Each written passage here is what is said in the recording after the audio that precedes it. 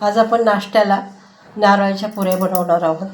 त्यासाठी मी 2 वाटी तांदळाचं पीठ घेतले,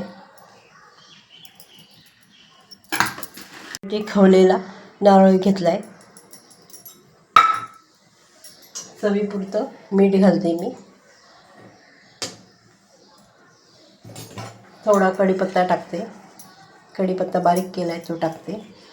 तुम्हाला चिली फ्लेक्स वगैरे टाकायचे असेल तर तुम्ही टाकू शकता।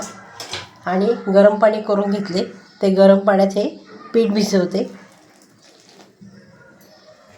असं कणिक मळून घेतले, तांदळाचं कणिक हे, आणि थोडं तेल लावते। आता याचे गोळे करून घ्यायचे असे।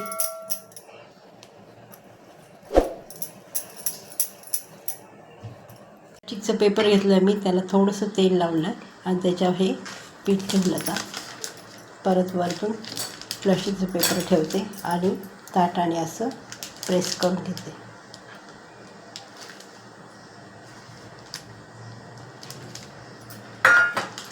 हे बघा असं। गॅसवर मी कढई ठेवली, त्यात तेल टाकले आणि आता ही पुरी त्याच्यात सोडते। गॅसची फ्लेम लो टू मिडियम ठेवायची।